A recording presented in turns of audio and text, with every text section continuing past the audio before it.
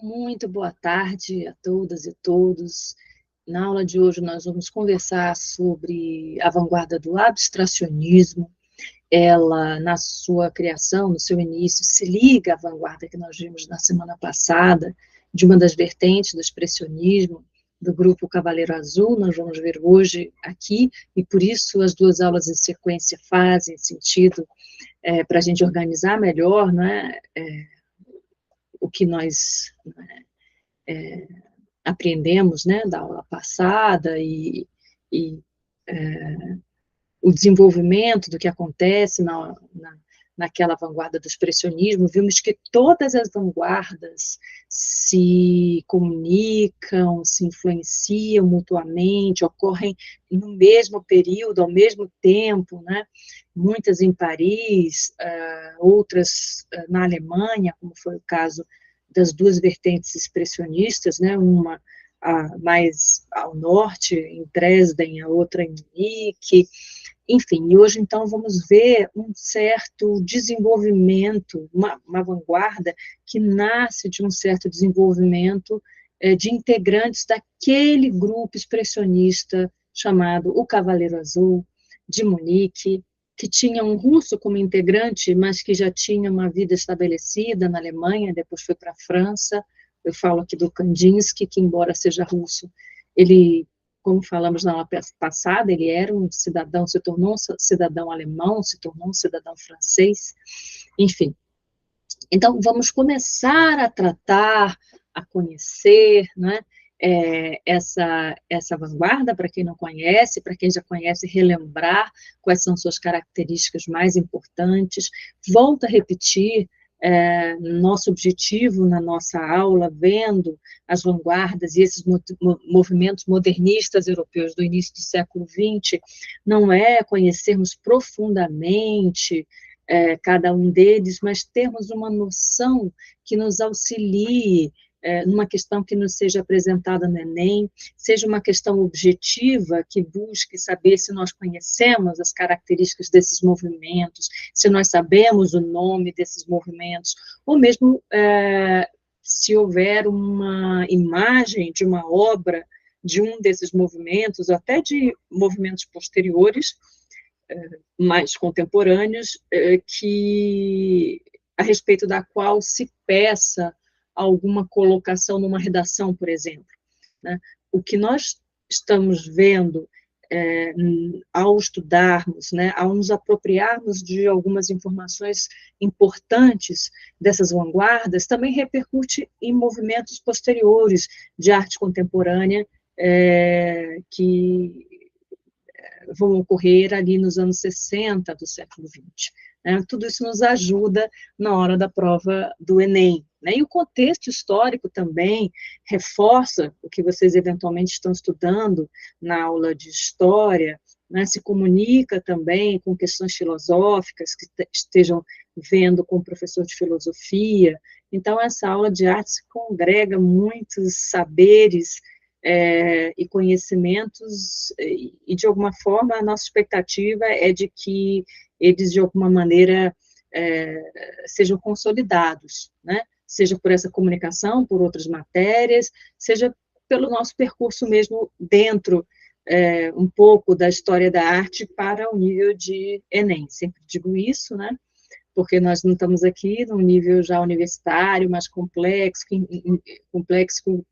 perdão, em que teorias filosóficas são mais profundamente abordadas, né, a teoria da arte, enfim.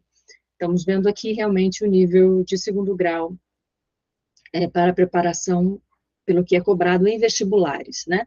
Ao final da nossa aula, como nós sempre fazemos, nós vamos tentar resolver juntos, a partir do que vimos aqui. Sempre todos os exercícios são possíveis de serem realizados a partir do que nós vemos na aula, e é o que nós vamos fazer hoje.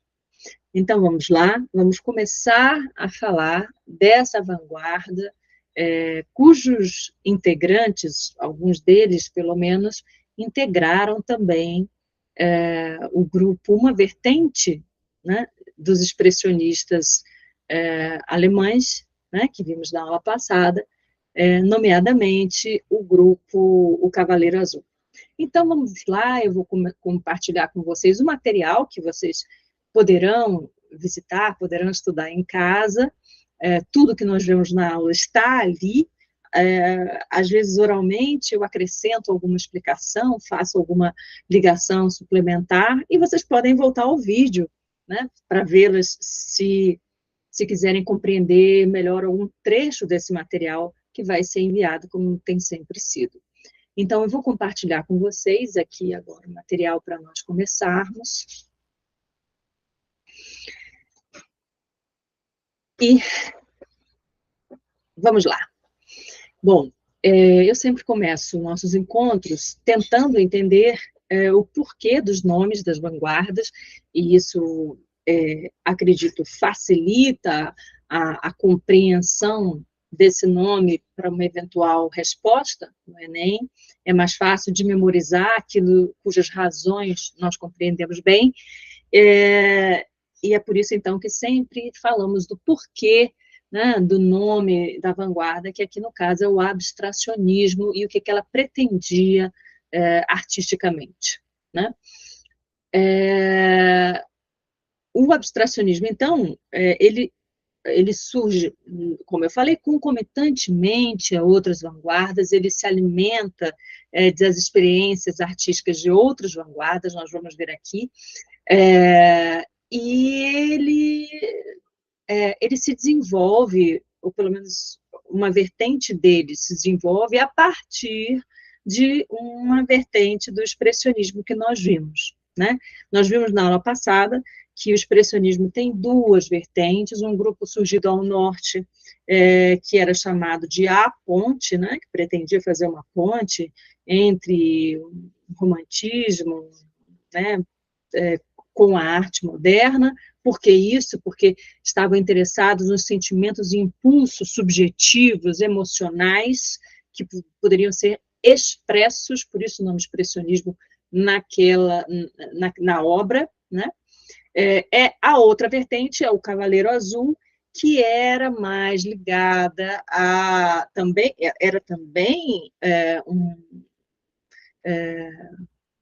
uma corrente que artisticamente pretendia expressar sentimentos, impulsos, todos subjetivos, mas buscava uma representação do onírico, do que estava em sonho, do simbólico. O simbólico é muito importante, vimos na aula passada, né, que esse expressionismo do Cavaleiro Azul ainda era figurativista, a gente vai compreender hoje o que é isso, ainda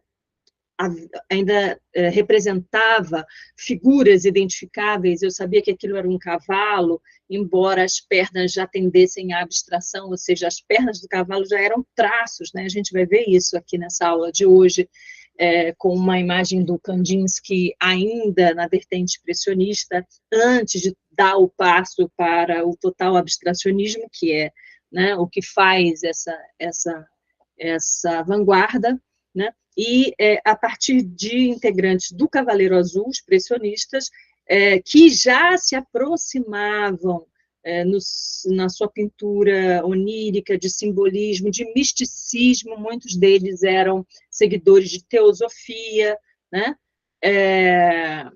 Eles passaram a tornar as suas imagens pintadas cada vez mais abstratas. Mas, enquanto eram expressionistas, ainda havia figura. Eu ainda identificava qual era o objeto pintado. Havia uma representação clara de um objeto que poderia ser identificado pelo observador.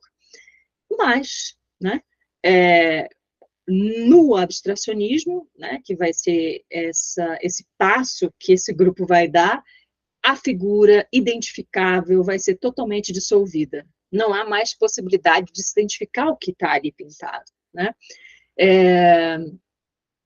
Essa é uma das vertentes, né? Então, aquele integrante daquele grupo, o Cavaleiro Azul, vão fazer parte também de uma das vertentes do abstracionismo, sempre dissolvendo a figura, como eu disse, E nós vamos ver também um outro grupo, uma outra vertente entre os abstracionistas, que serão menos, digamos assim, emocionais, né?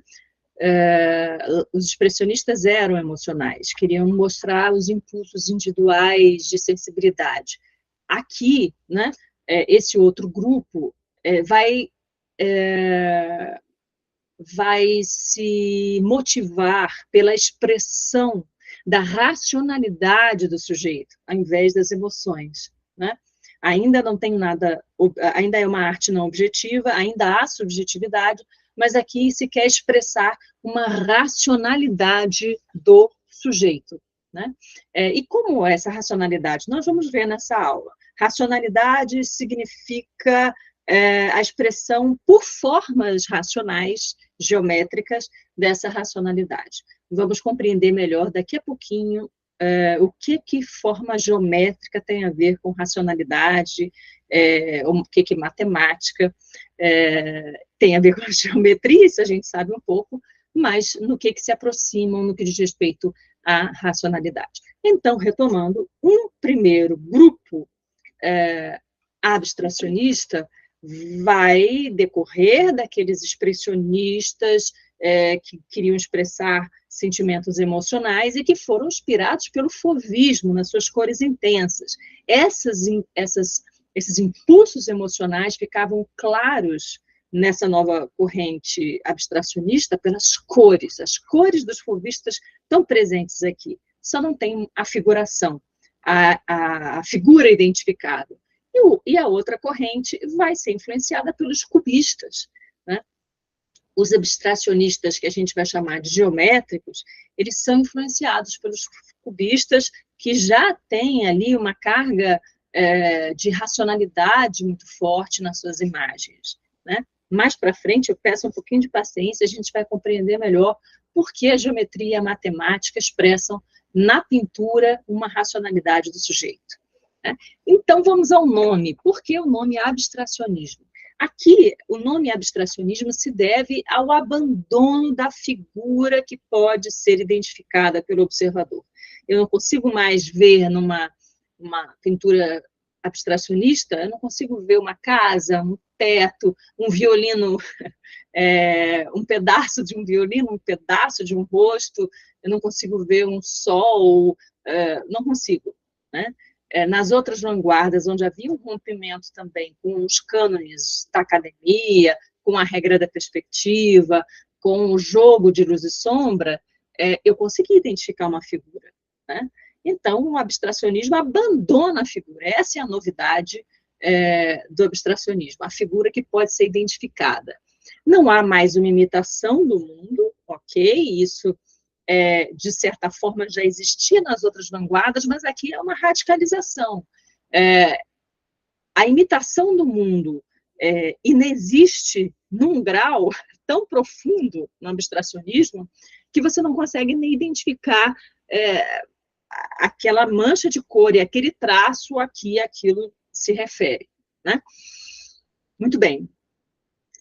Então, a gente pode dizer que os abstracionistas deram um passo, né, a mais em relação à recusa da representação naturalista das pessoas, das cenas, da natureza, dos objetos, em relação às outras vanguardas. Elas já deram também um passo em relação à representação naturalista, mas mantinham uma representação, né, que podia ser deformada, no caso do expressionismo, que poderia ser fragmentada em vários ângulos, no caso do cubismo, que podia ser com uso de cores intensas, no caso do fauvismo, que não correspondiam à realidade, né?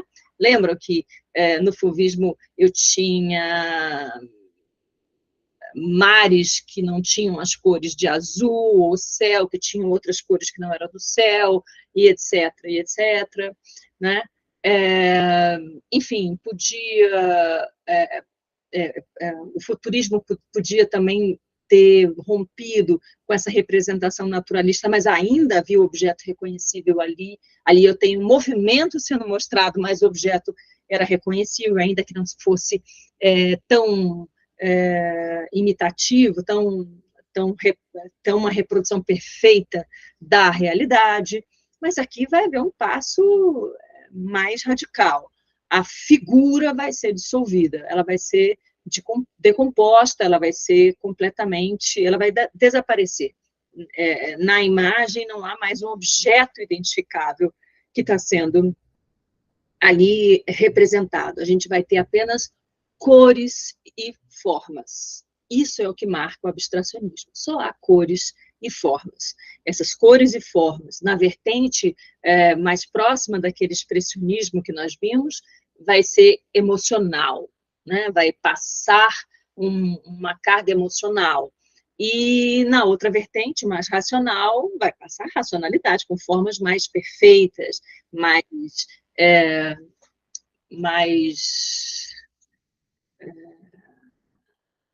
o nome é perfeito mesmo, um quadrado perfeito, um círculo perfeito, né? Formas que, na verdade, não existem perfeitas assim na natureza. A natureza não tem um círculo absolutamente perfeito, um quadrado absolutamente perfeito, um retângulo absolutamente perfeito.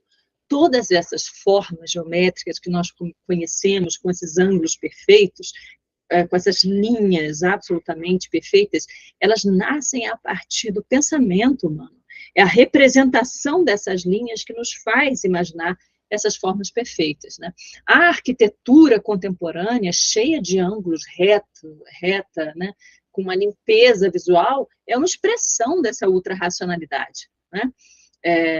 Não temos nenhum tipo de decoração nos tetos, é tudo reto, né? É tudo muito perfeito e limpo. Isso expressa uma racionalidade, porque essas formas existem na razão do sujeito, né? E não no mundo da natureza. A natureza é mais orgânica, né? No sentido de formas mais irregulares do que essa forma perfeita que nós temos na mente humana, né? Quando criamos a geometria e etc. Então, nós temos essas duas correntes, né, abstracionistas, uma, então, com esse legado, ou com a comunicação, porque foi ao mesmo tempo, né, com a influência do expressionismo do Cavaleiro Azul, daquele grupo, vai se chamar abstracionismo expressionista, abstracionismo lírico, abstracionismo informal, são 3 nomes que podem ser dados a essa vertente do abstracionismo, e a outra corrente vai ser o abstracionismo geométrico, é a que mostra racionalidade, ângulos retos, linhas retas, cores primárias, né? A gente vai ver um pouquinho mais adiante as características de cada um. Vamos aqui só recapitular, né, um contexto histórico que é o mesmo contexto, né, das outras vanguardas que aconteceram simultaneamente. Nós estávamos ali no compasso de espera da Primeira Guerra, a Primeira Guerra acontece, né, em 14, e o abstracionismo expressionista, vamos começar agora, né,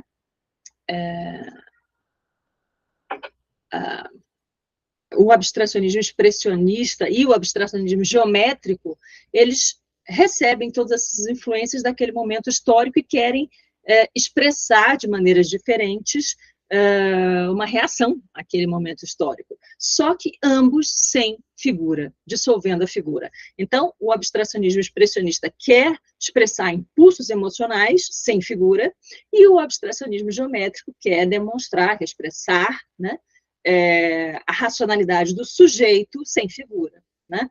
Ambos, vamos dizer assim, se expressando, né? Reagindo àquele momento histórico que eles viviam, né? Vamos, então, agora falar um pouco de cada uma dessas duas vertentes, né, de abstracionismo. Vamos falar primeiro do abstracionismo expressionista, né, que, de certa maneira, tem uma matriz, uma origem no expressionismo do grupo Cavaleiro Azul, que nós vimos na última aula, né? Os abstracionistas expressionistas, eles vão fazer um jogo de formas e cores vibrantes, né, e linha,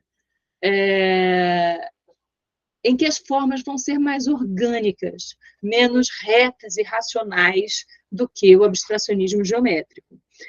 A gente vai ter formas orgânicas que parecem, vamos dizer, células, que parecem corpos que existem na natureza, não tão perfeitos, mas expressam muita emoção, né? Expressam muita emoção. Por isso, um abstracionismo expressionista.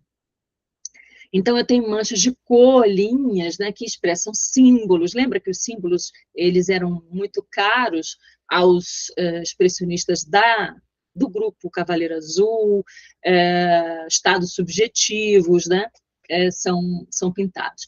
A gente vai fazer nessa aula o que fazemos nas outras. Primeiro, a gente vê os pressupostos teóricos todos, tenta compreender a proposta artística deles num exame teórico, e depois a gente se depara com a imagem para identificar esses elementos que nós estamos vendo aqui na aula, né? Então, o primeiro, né, pintor dessa corrente do abstracionismo expressionista também é considerado o precursor do abstracionismo, né?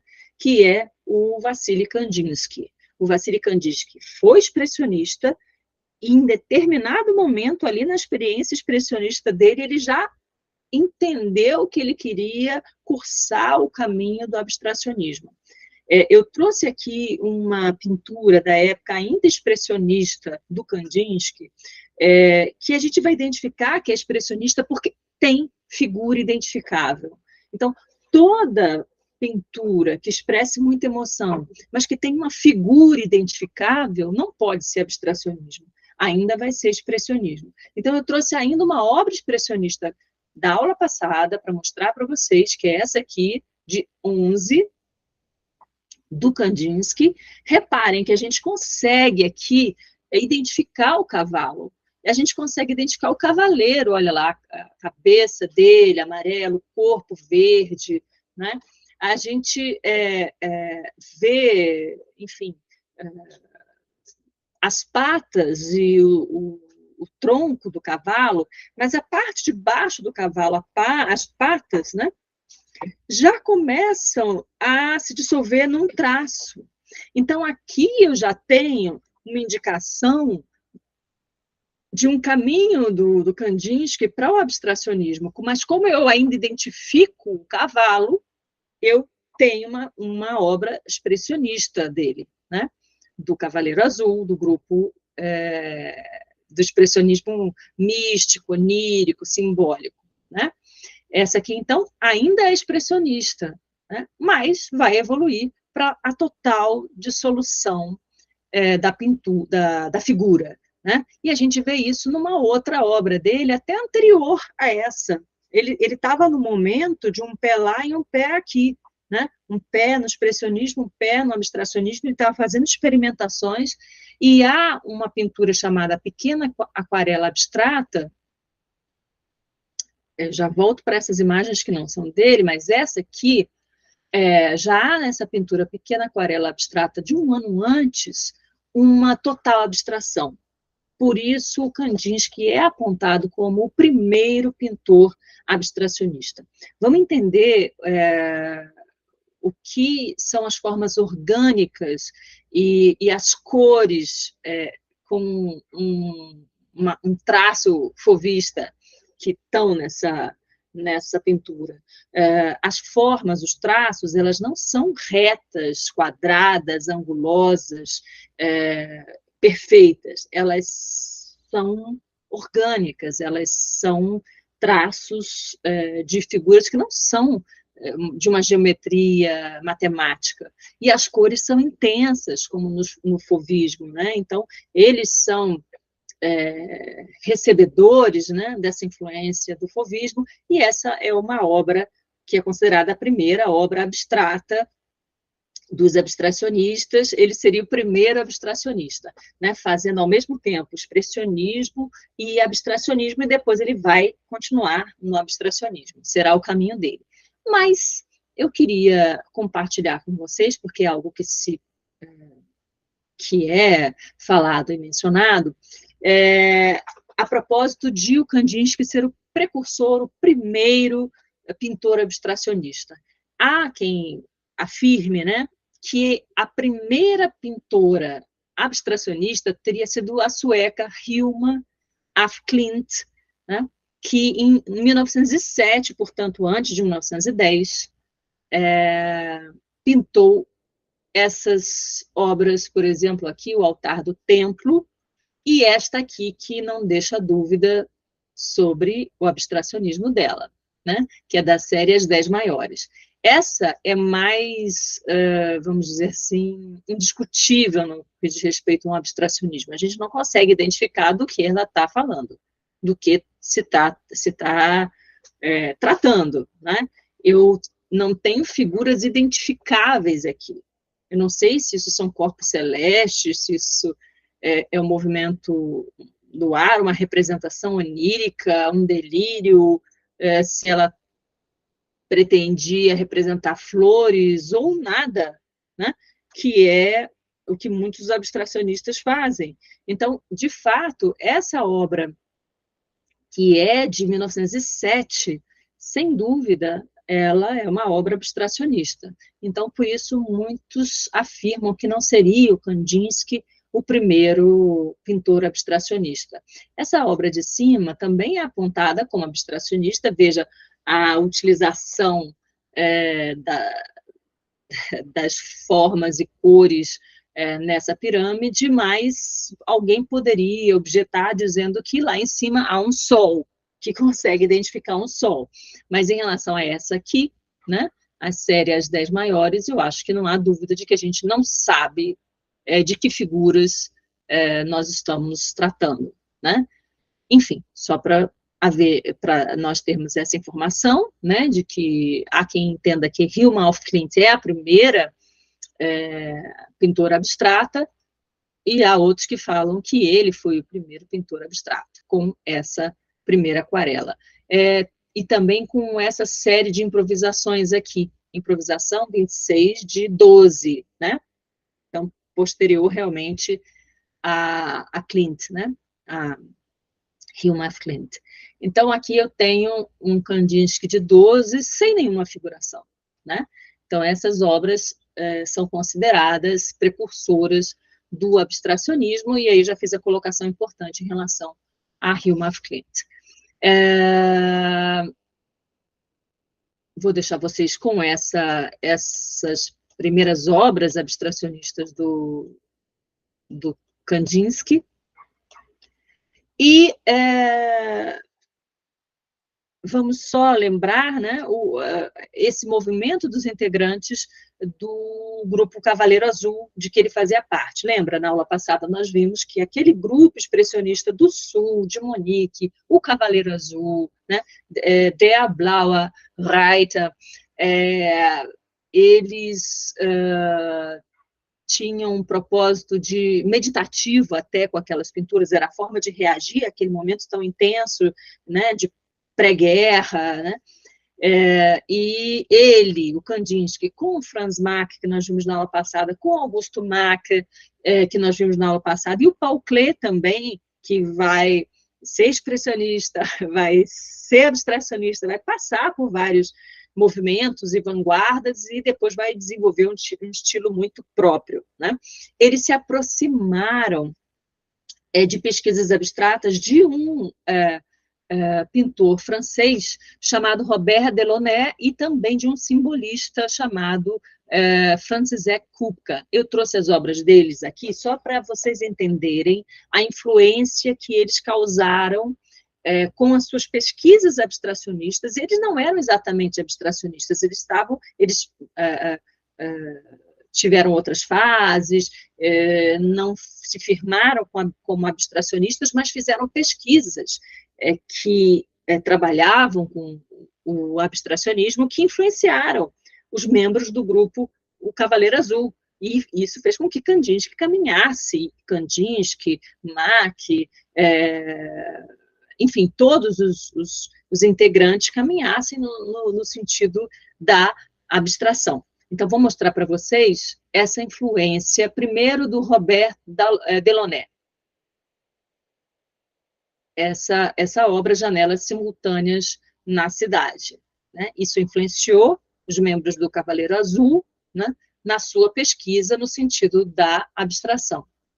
E também o Franciszek Kupka, né, que era um simbolista, um místico, que influenciou o grupo, também fez suas pesquisas, essa é a imagem, da abstração, né, sobre abstração na pintura. Esse é um noturno, aliás, lindíssimo esse quadro, noturno, 1910. Né? Então, essas são as influências abstracionistas lá no grupo Cavaleiro Azul, que era expressionista, mas estava ali flertando com abstracionismo,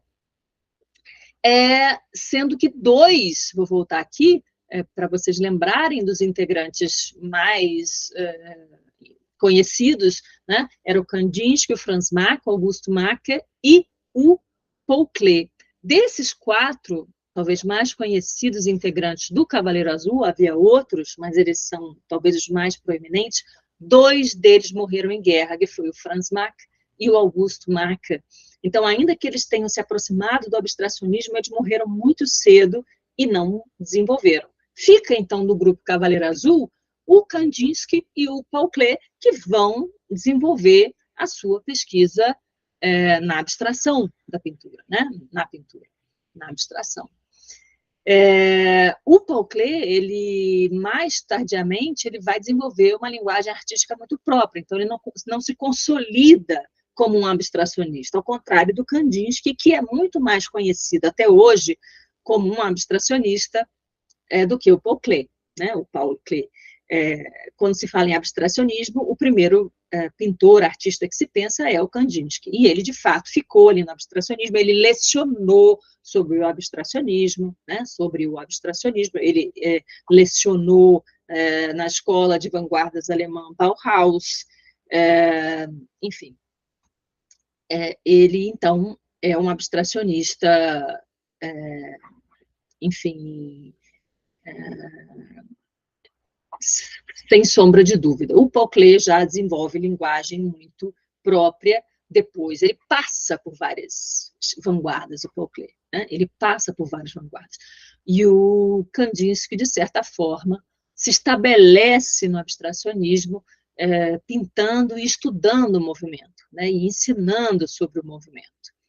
Okay? Vamos falar um pouquinho agora da outra vertente, não do abstracionismo expressionista, que nós já vimos, que é o que fala das emoções sendo expressas ali por cores intensas que eles pegaram do fauvismo, né, com formas que não são retinhas, que são orgânicas, mostrando a intensidade, a emoção do sujeito, do indivíduo. Agora nós vamos falar do abstracionismo geométrico, que também expressa algo do indivíduo, mas é a racionalidade do indivíduo, do sujeito, através de formas absolutamente racionais, perfeitas, do triângulo perfeito, o retângulo perfeito, a linha reta, o quadrado reto, enfim.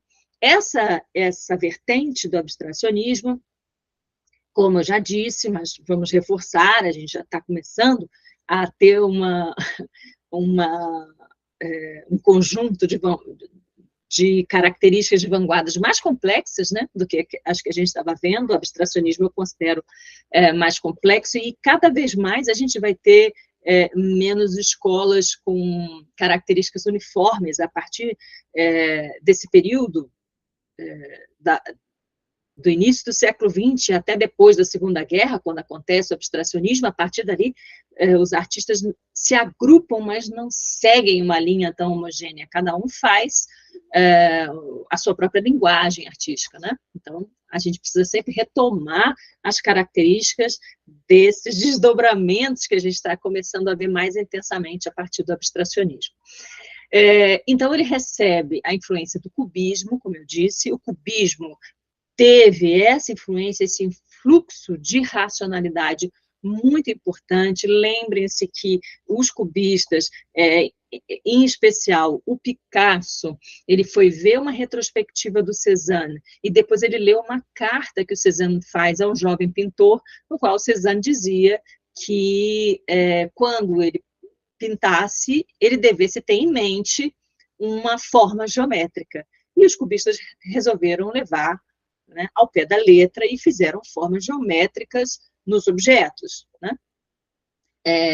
Era uma exploração do que a mente era capaz de fazer, porque os objetos geométricos e matemáticos surgem na nossa mente, são construídos na nossa mente, e nós os projetamos e os fazemos no mundo. Então, todos os objetos que têm uma forma perfeitamente geométrica são uma marca de humanidade e de racionalidade humana muito forte. O mundo está cheio dessas marcas na arquitetura, nos objetos que são produzidos, né? Ali há sujeito, a cultura, né? Que, vamos dizer assim, invade a natureza com os objetos que são produzidos pelos humanos, levam a marca da humanidade racional com essas linhas retas e traços retos, né? Então, o nome mais proeminente do abstracionismo geométrico será o Kazimir Malevich. Eu vou colocar para vocês aqui uma obra dele para vocês já começarem a olhar do que nós estamos falando quando falamos de geometria aqui no abstracionismo geométrico: linhas retas, cores puras, a depuração de toda forma e de toda cor que se pretende aqui, né? O nome desse primeiro pintor, que é o mais importante, é o Kazimir Malevich. A gente já vai ver uma foto dele, vai ver, enfim, vai falar um pouco sobre ele, sobre a vida dele. Ele nasceu na Ucrânia, né? No momento em que a União Soviética estava se formando, mas nasceu na Ucrânia, perto de Kiev, nós vamos ver. E ele é um expoente do abstracionismo geométrico, tendo criado um movimento com um manifesto. Vocês se recordam que na aula passada, e nas outras eu posso ter passado por isso também, eu falei que várias vanguardas se apresentavam e começavam o movimento com um manifesto, e depois até desenvolviam os trabalhos, as obras, mas sempre diziam a que vinham com um manifesto que era publicado numa revista ou num jornal. E aqui não foi diferente. O Kazimir Malevich, ele vai apresentar um manifesto, né, em 1915, cujo título é Do Cubismo ao Suprematismo, né? Suprematismo é o nome do movimento abstracionista geométrico que ele cria. Ele escreve esse manifesto junto com Mayakovsky, que é um poeta chamado Poeta da Revolução, famosíssimo. Então, os dois escrevem esse manifesto em 15, né? E em 18, o Malevich expõe esse quadro preto sobre um fundo branco que vocês estão vendo aí, né? Numa galeria, enfim, numa exposição. Por que se chama, então, suprematismo esse movimento criado pelo Malevich e pelo Vladimir Mayakovsky, poeta? Ele não era um artista plástico, um poeta, né, em 15. Eles pretendiam, né, a proposta dele era que a pintura tivesse formas geométricas planas, sem nenhuma representação de algo identificável, né? Até aí eu tenho uma semelhança com o abstracionismo expressionista. Mas os principais elementos são formas perfeitas: o triângulo, a cruz, o retângulo e o círculo. Por que o nome é suprematismo? O suprematismo defendia que a arte estava comprometida com, na verdade, a pesquisa da estrutura da imagem. E o tema e o objeto pintado não eram tão importantes, né? O suprematismo, então, defende uma supremacia, uma superioridade, por isso o nome é suprematismo, uma superioridade, né, da sensibilidade que está sendo expressa por meio daqueles ângulos, daquelas formas precisas, geométricas, sobre o próprio objeto, que não é tão importante, sobre o próprio tema, que não é mais importante. Então, eles propõem que existe uma verdade da forma e da cor que devem ser supremas sobre a figura e a narrativa, né? Então, o nome poderia ser superioridade, né? Mas ele escolheu o nome suprematismo no sentido da supremacia da forma e da cor sobre a figura e o tema, né? E é marcado por uma geometria plana, né? Com formas perfeitas, retângulos, círculos, cruzes, triângulos, né? A gente já vai ver aqui mais obras desse movimento quando vimos as obras que o Malevich fez, né? Então, essa aqui foi uma muito importante obra dele, quadro preto sobre um fundo branco, e a gente ainda, hoje em dia, quando a gente vai a galerias, a gente vê como o abstracionismo teve influência e teve desdobramentos em artistas posteriores. A gente vê telas como essa em museus, né, de artistas até mais recentes do que os de 1915, né, como foi importante essa vanguarda, né, como teve eco, teve repercussão posterior. E uma outra tendência, né, nós estamos aqui no abstracionismo geométrico, vimos que existe o suprematismo, e a outra tendência é o neoplasticismo, e esta eu tenho certeza que é mais conhecida de vocês, né, porque quem a criou foi o Pierre Mondrian e o Theo van Doesburg, eles se organizaram em torno da publicação de uma revista chamada O Estilo, né, de Style, em 17, e eles também se propunham ali um movimento específico de busca de uma nova forma de expressão plástica, por isso neoplasticismo, né, plástica no sentido da pintura, né, enfim, da escultura, também sem representações figurativas, isso o movimento do Malevich também tem, mas eles trabalham, né, o Mondrian e o Dunsburg, depois eles vão se separar em determinado momento, eles trabalham com elementos mínimos, com uma linha reta, um retângulo, e as cores mínimas, que são as cores primárias, azul, vermelho e amarelo, né? Eles vão usar preto, branco e cinza nas linhas, né? Nos contornos de forma retíssimos, né? Mas trabalham principalmente com azul, vermelho e amarelo. Eu tenho certeza que vocês essa é a primeira obra dele, de 19, e aqui vocês não vão reconhecer o Mondrian típico, né? Mais para frente nós vamos ver o Mondrian que todo mundo conhece, vê em sapatos, bolsas, em roupas, né? Isso se replicou na moda também, as composições do Mondrian, né? Essa é uma composição em tabuleiro de damas em cores claras, de 19, no Mondrian, e aqui a gente já vê azul, vermelho e amarelo. Branco, cinza e preto, bem definidos nos intervalos e nas linhas, as linhas pretas e os intervalos entre as cores cinza ou branco, né? Então, vamos fazer o que a gente sempre faz nas nossas aulas, olhar as características que a gente deve reter desse movimento, dessa vanguarda do abstracionismo. Sabemos que ela tem duas vertentes, e por isso, quando estivermos falando de uma característica que é mais própria de uma vertente, a gente vai lembrar disso, e de outra vertente, a gente vai lembrar disso também. Então, características: primeira, ausência de representação da realidade objetiva, né? Isso a gente sabe que outras vanguardas também tinham. A realidade objetiva não é mais representada como era no classicismo, etc. As outras vanguardas também fizeram isso. Mas a gente tem que levar em conta que ela também fez isso, porque numa prova pode ser perguntado: nessa vanguarda há uma ausência de representação da realidade objetiva, pode ser ainda abstracionismo, né? A gente não... Por quê?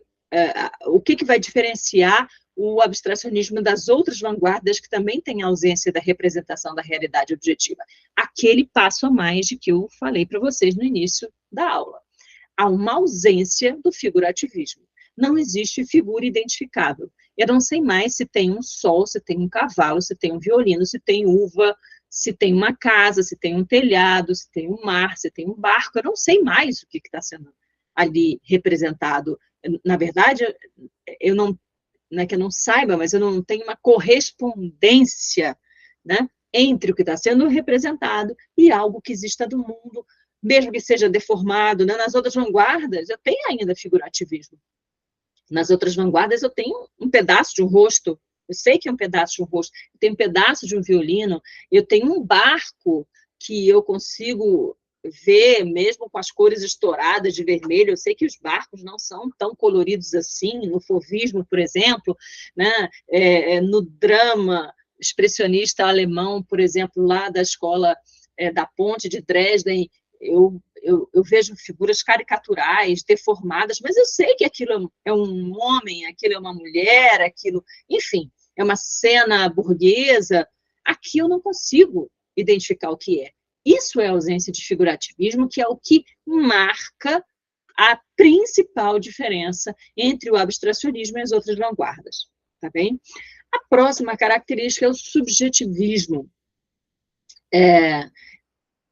Os abstracionistas, eles expressavam instintos e impulsos do sujeito ou exploravam a razão do sujeito, né? Tudo é individual, mas uma coisa é a emoção, que os abstracionistas expressionistas ou líricos, ligado, né, à emoção, ou informais, também é outro nome desses expressionistas. Por quê? Porque os formais são geométricos, as formas, né? Então, os expressionistas líricos, informais, os abstracionistas, expressionistas, líricos ou informais, né, corrigindo, eles querem demonstrar os impulsos emocionais, né, do sujeito.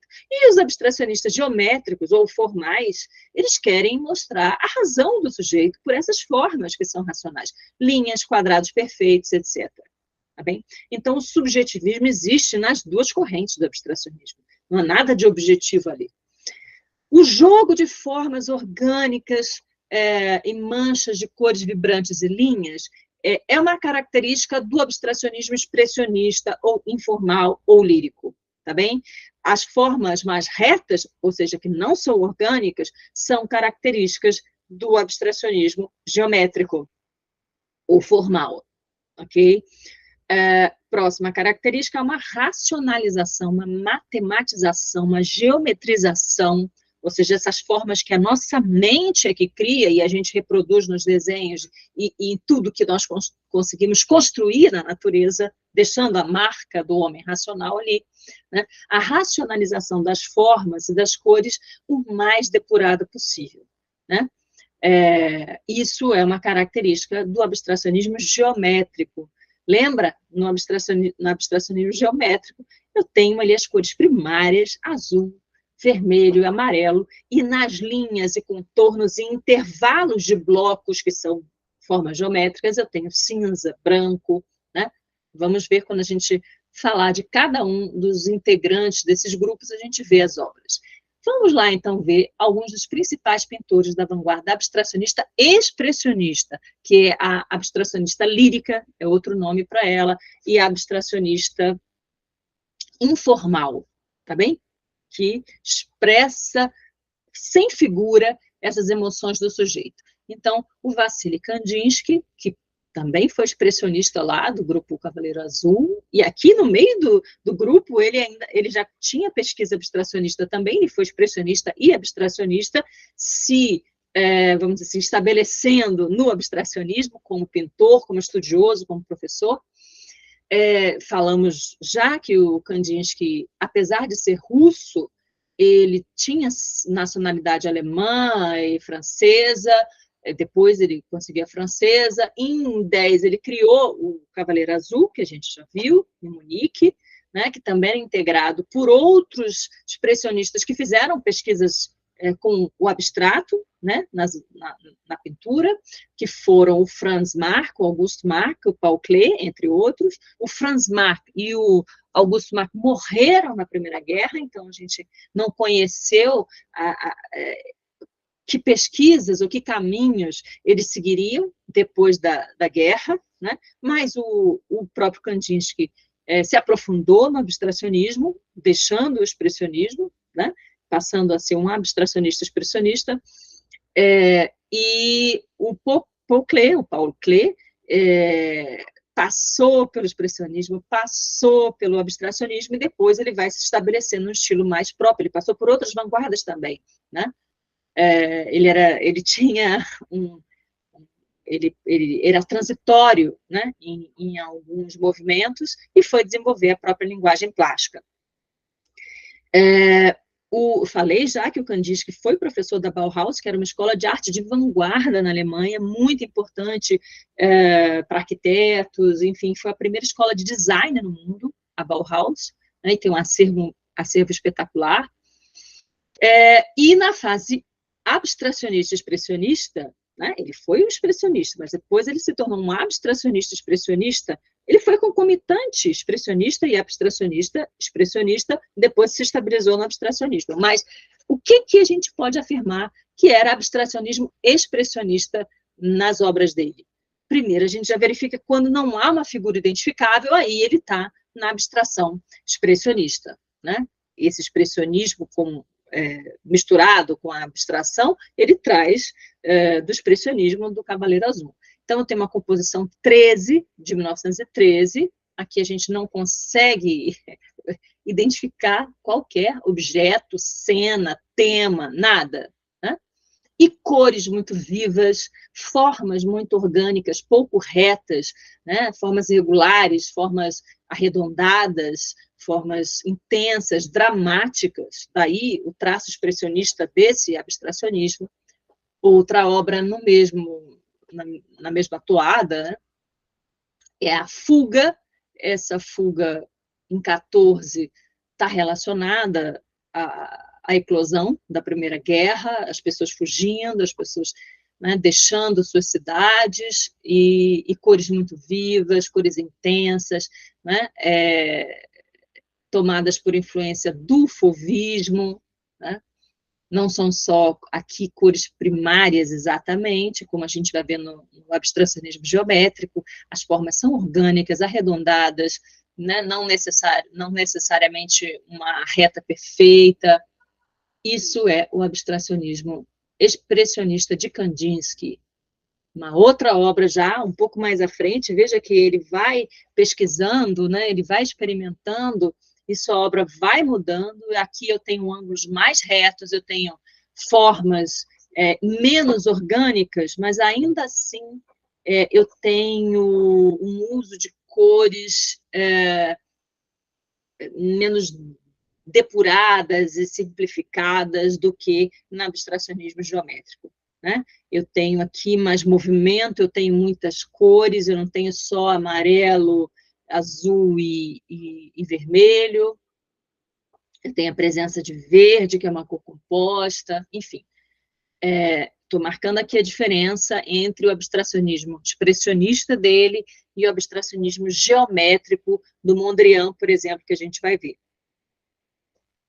Aqui já em 25, né, como a pesquisa dele avança, eu ainda tenho cores intensas, eu ainda tenho emocionalidade, embora ele tenha ali também quadrados coloridos, blocos, aqui ele se aproxima mais dos azuis, vermelhos e amarelos, né?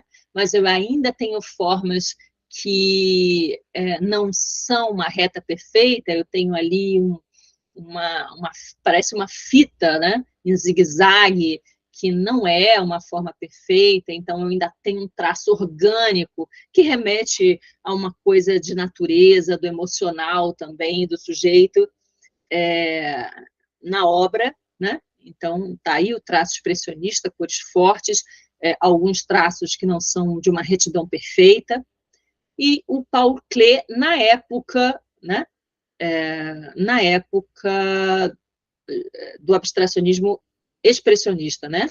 A gente já falou dele na aula passada, eu mantenho aqui um texto para vocês lembrarem o que ele fez, né? Que ele participou do Cavaleiro Azul, e aqui a fase abstracionista, expressionista dele. Vejam as cores, que não são as primárias. Eu tenho verde aqui, que não é uma cor primária, é uma cor já composta. Eu não identifico figuras, né? Eu não posso identificar o que seja o quê, e o nome da obra de 14 é Cor, Formas. Né? Não tem nem um nome de um objeto identificável, é cor e formas. Né? Então, aqui, uma obra abstracionista expressionista, com cores intensas, do Paul Klee. Aqui eu tenho o nome de uma cidade, né, Hammamet, mas eu não tenho uma vista de uma cidade, objetos de uma cidade identificável. Né? E também não tenho cores primárias, eu tenho cores intensas, eu tenho cores que tocam a emoção, ou que expressam uma emoção. Por isso, abstracionismo expressionista.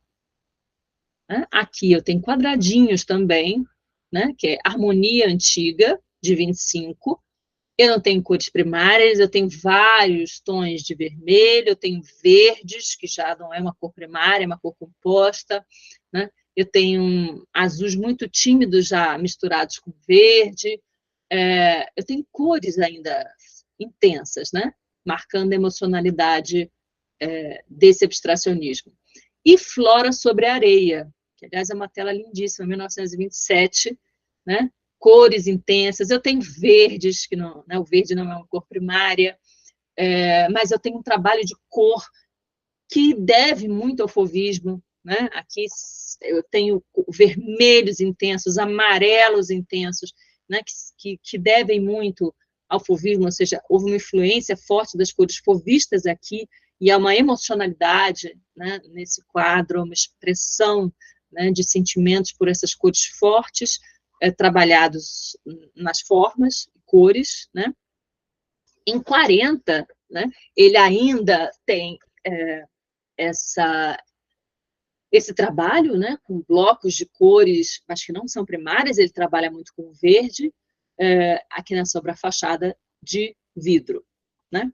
E agora vamos conhecer alguns dos pintores principais da vanguarda abstracionista geométrica. A gente falou do Kazimir Malevich, que é esse russo, né? Nasceu na Ucrânia, como eu tinha falado, né? Depois da morte do pai dele, ele se muda para Moscou, ele estuda pintura na Escola de Pintura, Escultura e Arquitetura, ele conheceu o impressionismo, o cubismo e o fauvismo franceses por meio de obra de colecionador particular na Rússia, né? Porque tinha gente muito rica lá, que tinha colecionador, né? E estava vendo aquela arte de vanguarda surgir, né? E obteve obras de impressionistas, cubistas e fauvistas, né? Talvez com intenção de futuramente ver se o valor daquilo aumentava, né? Mas ele conheceu essas obras por colecionador particular na Rússia, né? E depois ele fundou o suprematismo, né? Como eu falei, junto com Mayakovsky, que é o poeta da Revolução Russa, e ele e Mondrian são considerados os precursores da arte não figurativa, né? Kandinsky e Mondrian. Então, vamos ver algumas obras importantes do Malevich. O Suprematismo, de 15, né? E aqui a gente já vê o vermelho, o azul e o amarelo, né? Mas com uma linha verde, tem uma linhazinha verde ali, mas preponderantemente essas cores primárias e pretos nos contornos, ou nas retas, ou em determinadas figuras planas e sólidas, sem profundidade. Né? É uma exploração de uma geometria muito perfeita e reta com as cores. É uma pesquisa de cores e formas geométricas planas e retas. Né? Essa outra obra também é uma composição suprematista. É importante falar que os abstracionistas geométricos, eles costumam dar para suas obras o nome de composição. Há uma influência aqui, pelo menos em relação ao nome, da música, né? A música também, a música instrumental, por exemplo, ela é tão abstrata, por não se referir com letra a objetos, né, que muitas vezes se dá o nome de composição, porque só tem os sons ali, há uma decomposição, na verdade não é uma decomposição, né, é uma falta de correlação com um objeto concreto, né, claro que um objeto concreto inspirou a composição de uma música instrumental, e até o autor dá um certo nome. Mas há muitas composições musicais que são composição número tal, né? Eu tenho uma sequência de sons que provocam uma determinada experiência artística, né, em quem ouve, e o nome é só composição. É isso que eu quero dizer. Há nomes de obras suprematistas, aqui, abstracionistas geométricas, que têm o nome composição número tal, composição tal, ou só composição suprematista, tá? E até isso acontece também com os abstracionistas líricos, informais, expressionistas. Composição é um nome comum para as obras dos abstracionistas. Olha aqui, a cruz, né? Cruz, retas, forma oval, né? Suprematismo e as cores, o branco, o vermelho e o preto, por exemplo, né? De 21, 27. Esse é o quadrado branco sobre um fundo branco, né? De Malevich, de 18, também um quadro muito importante dele. A gente viu aquele primeiro, né? O quadrado preto. A gente revê aqui aquele muito famoso também, quadrado preto sobre um fundo branco, né? E o Mondrian, que eu tenho certeza que vocês conhecem, de publicidade, de roupa, de sapato, de bolsa, porque as composições, né, que ele dava o nome de composição também, algumas obras, as composições dele, são muito conhecidas, as cores dele são muito identificáveis, as produções, né, plásticas dele, com blocos de cores primárias, são muito identificáveis, a gente bate o olho e fala, olha, o Mondrian, né, vocês com certeza já viram na internet, nas roupas, na moda, nas estampas, algo que imita o Mondrian ou que é uma reprodução das obras do Mondrian, né? Então, vamos falar um pouquinho sobre o Mondrian. Ele criou o movimento do neoplasticismo, a gente já falou, colaborou com a revista O Estilo, né, The Style, ele passou fases variadas, ele não entrou já no abstracionismo ou numa outra vanguarda, ele foi naturalista, ele foi impressionista, né, e depois ele até pintou quadros que poderiam ser considerados pós-impressionistas, lembra aquela transição dos impressionistas para as vanguardas, que a gente viu numa de nossas aulas, né? Ele teve um período simbolista, né? Que ele teve contato com a teosofia, muitos dos expressionistas do Cavaleiro Azul tiveram contato com a teosofia, né? Que depois se tornaram abstracionistas expressionistas, eram seguidores da teosofia, e o Mondrian também teve contato com esse pensamento místico, né, da teosofia, e esse contato dele com a teosofia foi muito importante para ele se tornar um abstracionista. Então, de 17 a 40, vejam que o abstracionismo, ele começa ali, né, em 11, 12, com o Kandinsky já fazendo essas experiências abstracionistas. Se a gente considerar a Klimt um pouquinho antes, mas ela não estava no movimento específico de uma pesquisa declarada do abstracionismo, né, que ela publicasse, ou que ela, enfim, mas muitos a consideram como a precursora, mas o nome, né, desse movimento, essa manifestação, nós viemos aqui para fazer essa experiência do abstrato, isso começa, enfim, com o Kandinsky, então de 10, 11, né, até 40, nós vamos ter abstracionismo fortemente na Europa. Até depois, né, até no meio da Segunda Guerra, a gente tem esse movimento abstracionista que vai mudando, né, pelas experimentações, mas a gente tem. E o Mondrian, de 17, né, quando ele se torna um abstracionista, de 1917 até 40, ele desenvolve o estilo que ele chama de neoplástico. Né? Ele tinha linhas preenchidas com uma cor primária, ele fazia blocos com essas linhas que eram pretas ou cinza, né? Fazia intervalos brancos e preponderantemente eu tinha azul, amarelo e vermelho. Eu tenho certeza que vocês vão se recordar. Esse é um primeiro trabalho dele, que não tem ainda esse padrão, mas é muito importante porque é de 17, exato o começo do abstracionismo dele, chama composição, lembrem disso, composição era o nome muito frequentemente, muito comumente dado pelos os abstracionistas às suas obras, numa alusão à música, né?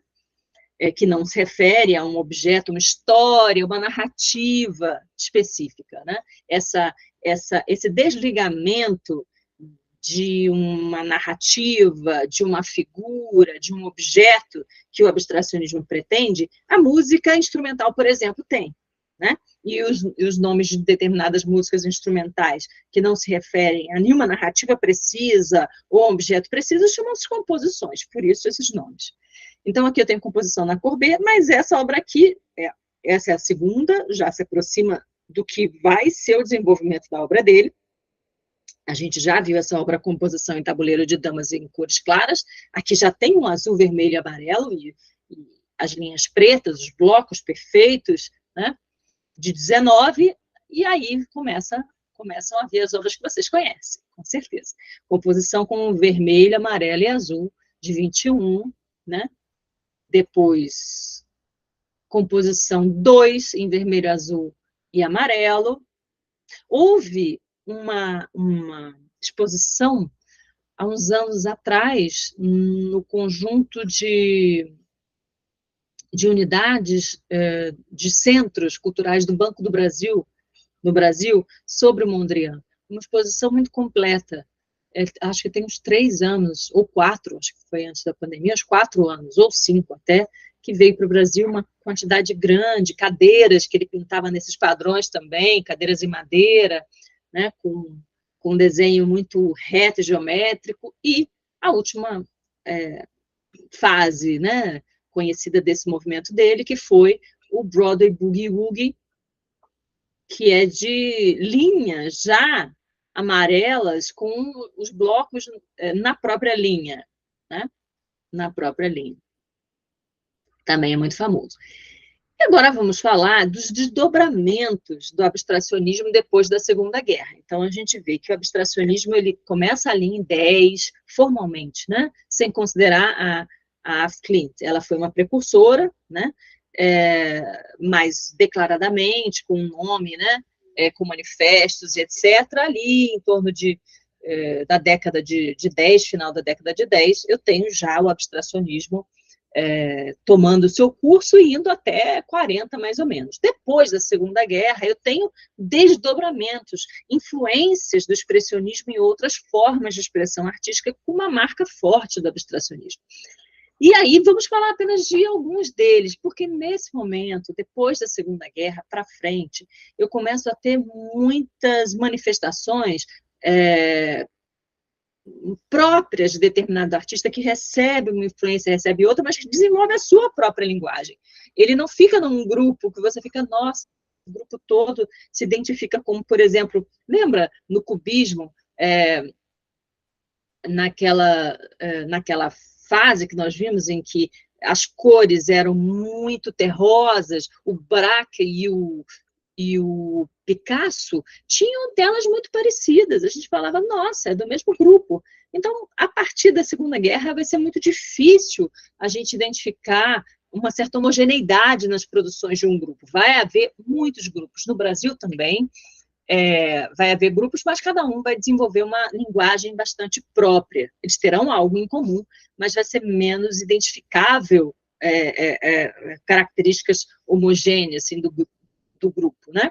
Como a gente consegue ver em algumas vanguardas. Então, vamos falar de um dos desdobramentos.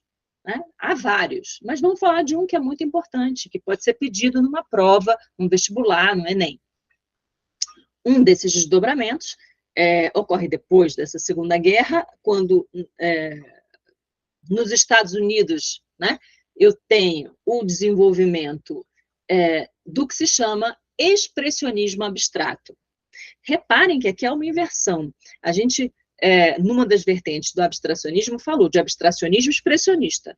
E aqui a gente falar de expressionismo abstrato. Né? Entre diversos outros desdobramentos, eu vou trazer já aqui o pintor que foi conhecido, né, por esse estilo, expressionismo abstrato, que é o Pollock, o Jackson Pollock, muito famoso,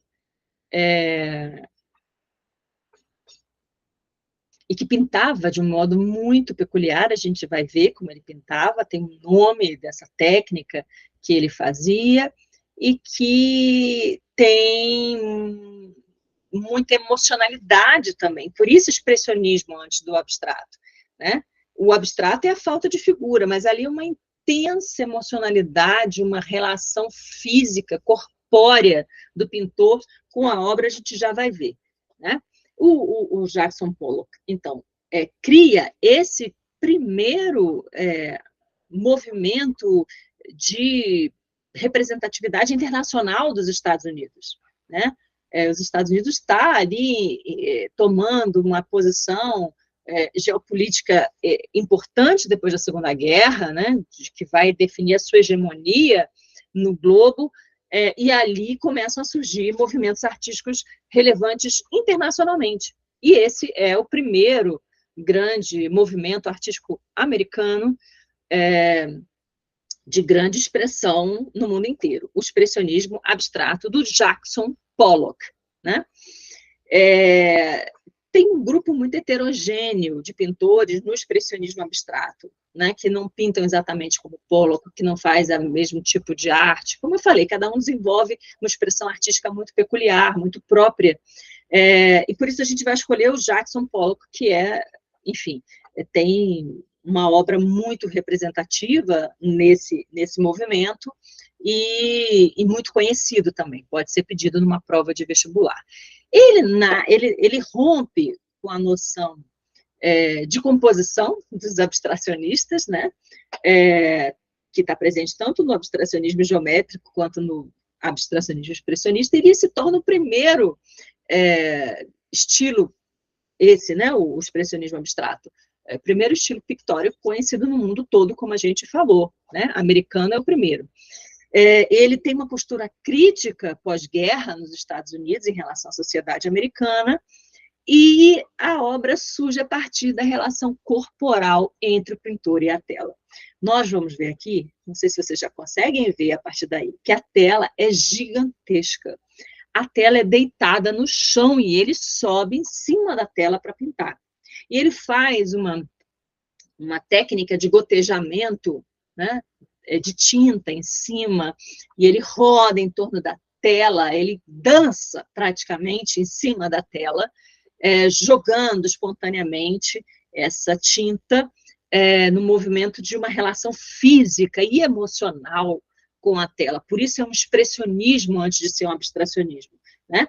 O nome expressionismo abstrato, o abstrato vem do fato de não ter uma figura, nada reconhecível ali, mas ele é muito mais emocional e por isso expressionista do que abstracionista. Ele é primeiro expressionista e depois o expressionismo é um expressionismo abstrato. Então, não tem cavalete, não tem uma tela, uma canvas numa estrutura de madeira encostada na parede, nada disso, é jogado no chão, né? A tela, o canvas é jogado no chão, e ele sobe, ele roda o canvas, ele pinta sobre, num movimento corporal de lançamento daquela tinta por gotejamento, por lançamento, e esse movimento físico dele sobre a tela e em volta da tela com a tinta chama-se action painting, que é pintura de ação. Ele faz a pintura de ação, o Jackson Pollock. E a palavra expressionismo, da expressão expressionismo abstrato, deve-se à pintura resultado dessa expressão da personalidade individual dele. Ele dança, está ali jogando, lançando a sua personalidade, a sua individualidade, a sua subjetividade, por meio daquelas tintas lançadas na tela, né? Os gestos e o corpo têm um papel fundamental nessa pintura, como vocês estão vendo aí, ele em cima, pisando na tela, né? Em outras telas ele vai incorporar a guimba de cigarro, ele joga coisas que vão se acrescendo, né, à tela, né? É dramático, né? É intenso, é emocional. Vamos então ver aqui quem era ele, o rosto dele é esse é o Jackson Pollock. E vamos ver já obras com cores. Eu coloquei primeiro essa foto para vocês terem uma dimensão do tamanho do observador e o tamanho da tela. Essa tela foi pintada no chão e depois colocada na parede. As telas deles são painéis imensos, né? Imensos. Isso dá uma experiência do observador, né? De arte muito específica, né? A mesma pintura que a gente acabou de ver, que é o Ritmo de Outono, só para podermos ver os detalhes, né, desse lançamento de tinta sobre a tela. Essa outra, número 1, que ele chama de Névoa de Lavanda, que realmente tem alguns tons de lavanda muito bonitos, de 50. E essa aqui, que chama número 8, né? Número 8. E é uma total abstração, mas muito emocional, por isso é um expressionismo abstrato, esse do Jackson Pollock. Ok? Vamos ver agora a influência do abstracionismo no Brasil, né? Como todos os movimentos internacionais, chegam aqui, os pintores têm contato de alguma forma, e a gente pode ver no Brasil alguma coisa que se aproxima, que recebe influência, né? Nós sempre dizemos, poucos são os artistas brasileiros que declaradamente seguem determinada vanguarda. Já falamos de alguns aqui, e aí eles se declaram oficialmente, seguindo determinado movimento artístico. A gente vai ver até que um deles entra para um grupo em Paris, que é de abstracionistas, que é o Cícero Dias, mas a maioria deles tem uma influência, né? A gente não pode dizer que se trata exatamente do mesmo estilo, né? Há uma influência dessa forma de fazer arte dessa pessoa, e ela ali produz a própria expressão artística com alguma influência daquele outro movimento. Então, a gente pode ver algo que se aproxima do abstracionismo expressionista, informal, olírico, no Manabu Mabi, né, e Tomio Otaki, que são essas, que tem essas obras, essa é o Manabu Mabi, né, são obras que têm uma penetração em galerias muito fortes. Na década de 90, eram muito vendidas em galerias, pelo menos as do Rio de Janeiro e São Paulo, né? Aqui um outro Manabu Mabi, mas a gente vê que não é exatamente a mesma coisa, mas tem uma intensidade emocional pelas cores e tem abstração, né? E não tem título, né? Como as composições, ao invés de se chamar composições, eles só colocam sem título. E a Tomio Otaki também, sem título, né? Obras com cores intensas e sem figura. Aqui a mesma coisa, não, um vermelho intenso, sem figura. O outro que recebeu influência foi o Cícero Dias, né, que eu coloco aqui para vocês.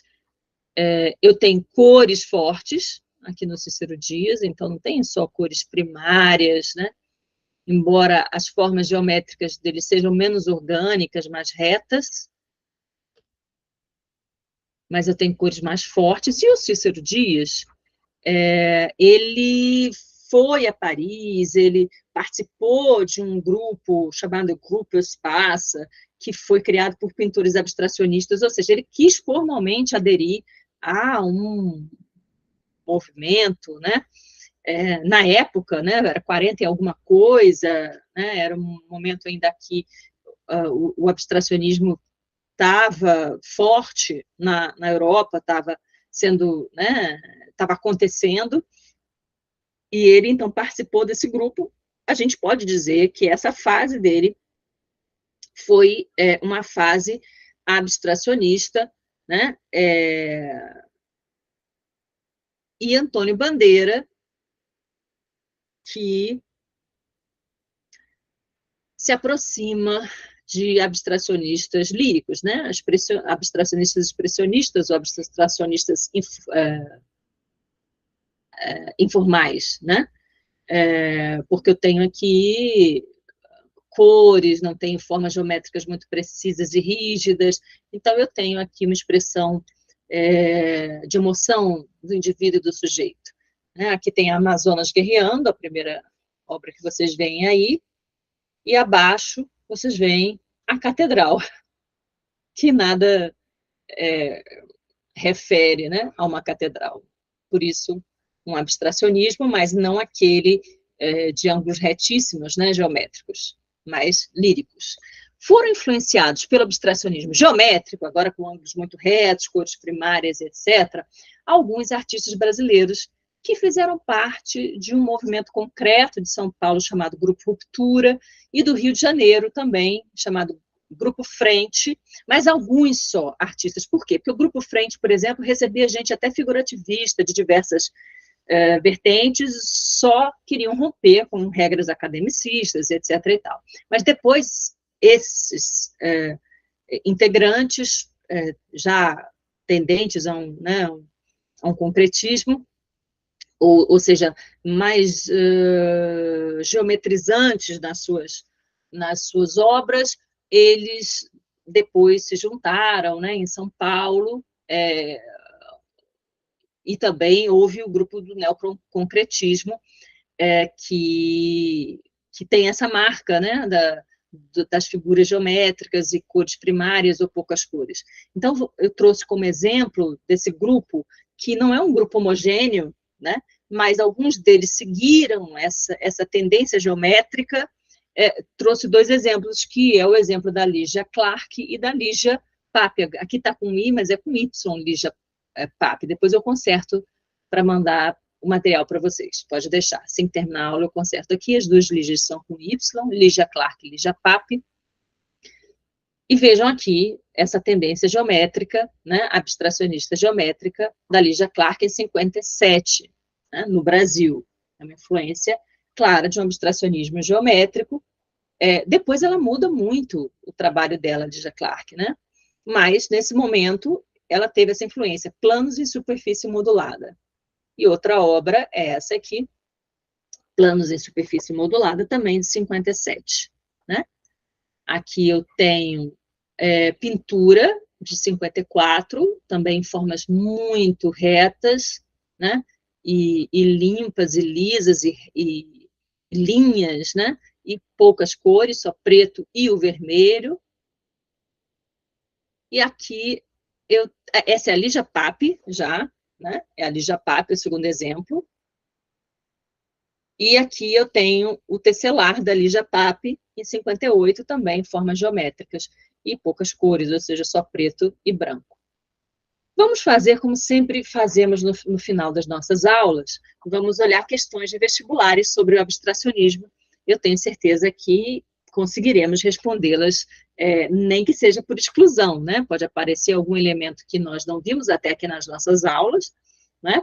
Mas a gente consegue se orientar para tentar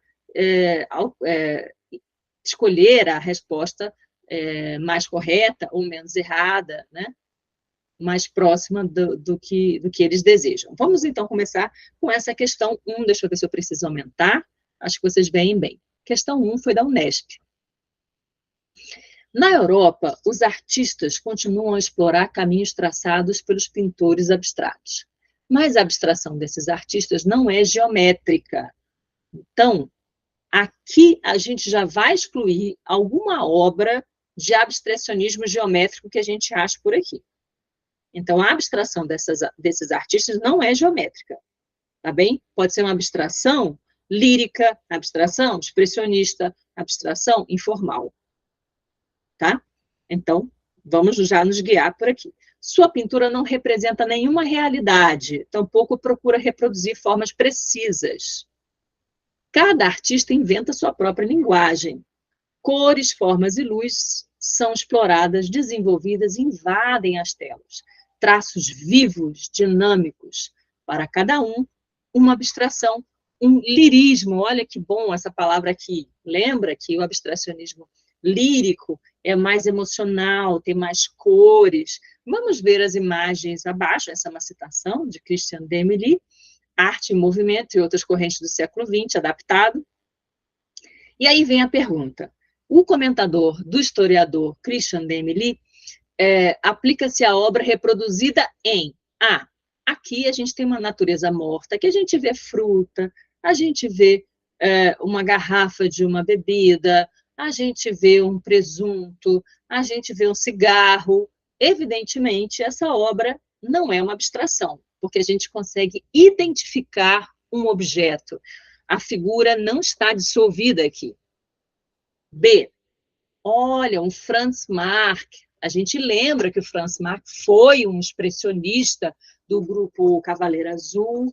Eles começaram a pintar com cores fortes que eles pegaram do fauvismo, principalmente cavalos, lembra? Que representava a natureza, algumas cores representavam o homem, né? Um azul, o homem, o amarelo, a mulher, enfim.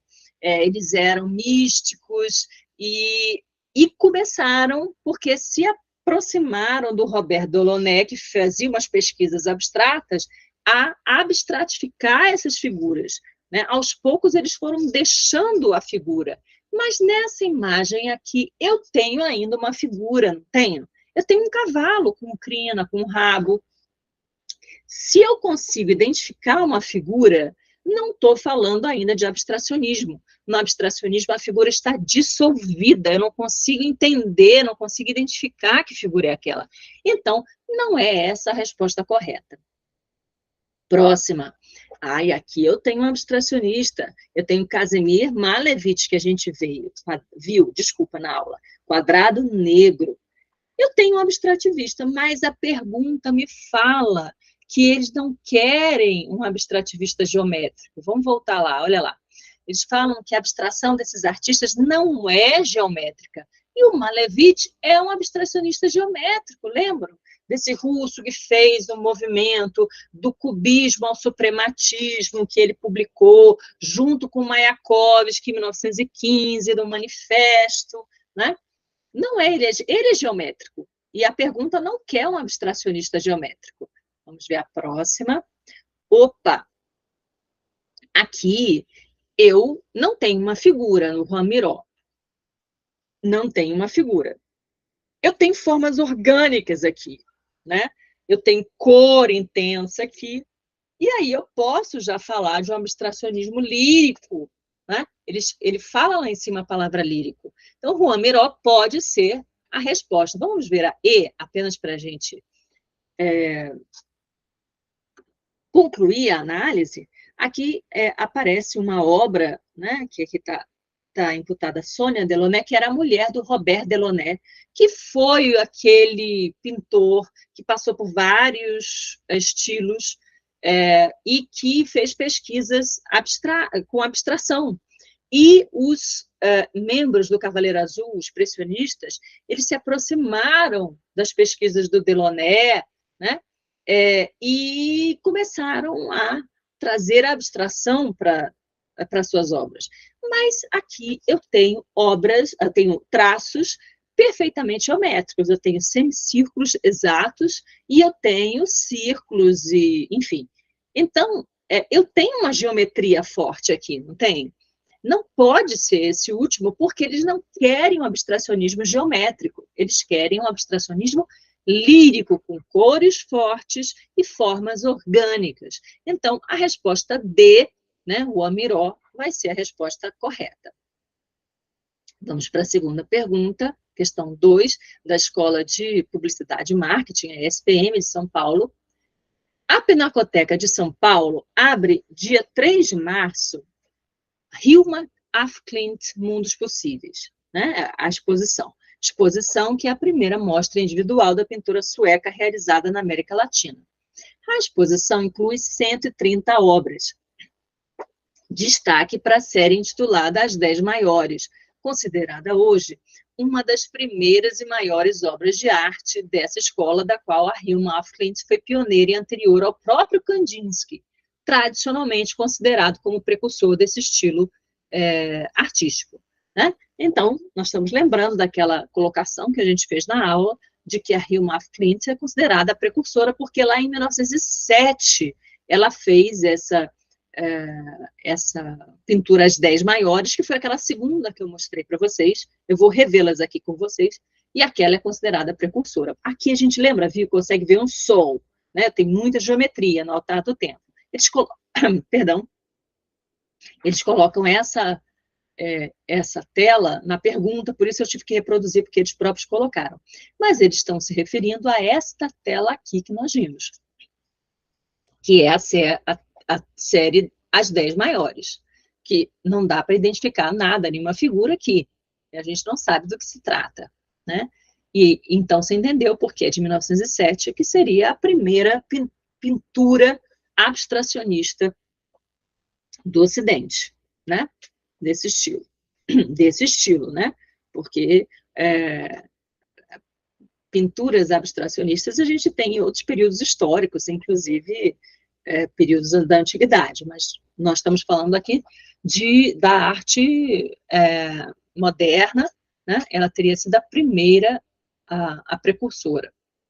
Aqui eles colocaram eu botei em preto e branco, porque eles colocaram estava assim na Xerox, mas eu trouxe a figura colorida para a gente poder ver melhor, né? Mas aqui é o cartaz da Pinacoteca que eles trazem na questão. E a pergunta é: as imagens com pinturas de Hilma af Klint remetem ao quê? A. Abstracionismo. B. Pop art. C. Minimalismo. D. Impressionismo. Ou E. Figurativismo. A gente não precisa conhecer tanto de pop art, minimalismo, para poder encontrar a pergunta. A gente sabendo que ela foi considerada a primeira pintora a fazer uma obra abstracionista, a gente já pode responder o abstracionismo. A pop art e o minimalismo são expressões artísticas contemporâneas já próximas dos anos 60 para frente, do século XX, né? Nós não vimos ainda, a gente não teria material para poder aqui dizer por que não é, mas a gente já sabe que ela está ligada ao abstracionismo. Impressionismo nós vimos, nós sabemos que essa pintura não é uma pintura de pinceladas curtas, cujas cores são construídas na tela, né? Tudo que a gente já viu sobre impressionismo, isso aqui nada tem a ver. E figurativismo é o contrário do abstracionismo. Não tem nenhuma figura aqui que a gente possa identificar como existente no mundo real. Por isso a resposta é A. Questão 3, né, da Unicentro, em 2011. A análise de uma obra de arte é um dos modos simbólicos utilizados pelo homem para atribuir significados ao mundo, né? Com base nessa informação, marque V ou F nas afirmativas verdadeiras afirmativas verdadeiras e F nas falsas. Vamos ver, então, a primeira. A arte abstrata se utiliza somente de formas, cores e superfícies sem retratar nenhum objeto real. A gente já pode colocar um verdadeiro aqui, né? É a falta de figura, de figurativismo aqui. Só tem formas, cores e superfícies, está certíssimo. Próxima. A arte moderna se refere a uma nova abordagem da arte em um momento em que a representação literal de um tema ou objeto não era mais importante. Verdadeiro. Lembra que aquele movimento do abstracionismo geométrico chamado suprematismo, que pregava a supremacia das formas e das cores, da verdade das formas e das cores sobre o objeto e a narrativa e o tema? Pois é exatamente isso aqui, é verdadeiro. O abstracionismo, a arte, o abstracionismo é assim, e a arte moderna também não quer todas as suas outras vertentes de vanguarda, né? As outras vanguardas também não querem uma representação literal, a cópia fiel de um objeto ou de um tema. Lembram disso? Isso não era mais importante. Porque nas outras aulas a gente viu que a fotografia libertou as artes plásticas dessa imitação literal. Então, está certo por isso. Não é só abstracionismo. Todas são assim. Todas as vanguardas do início do século XX são assim.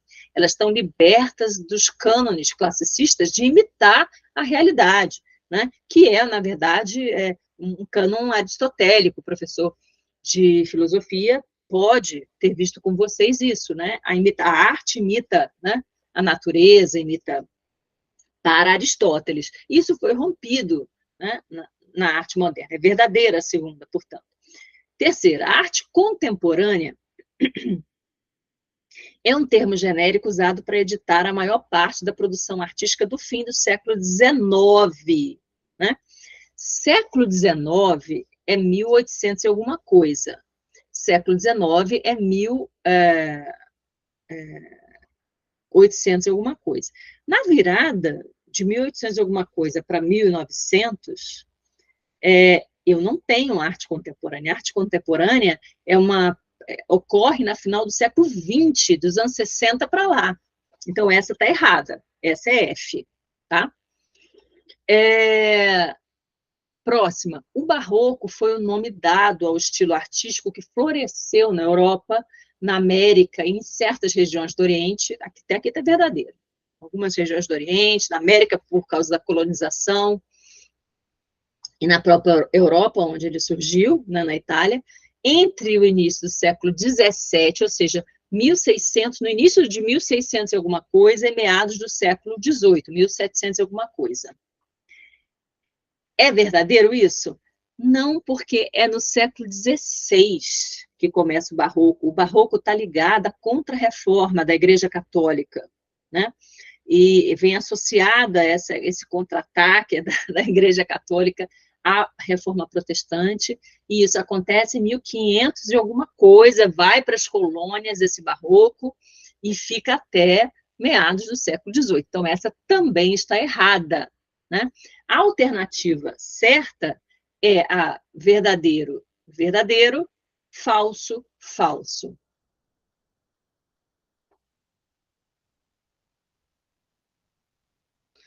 Olha aí, eu estou vendo aqui que não tem essa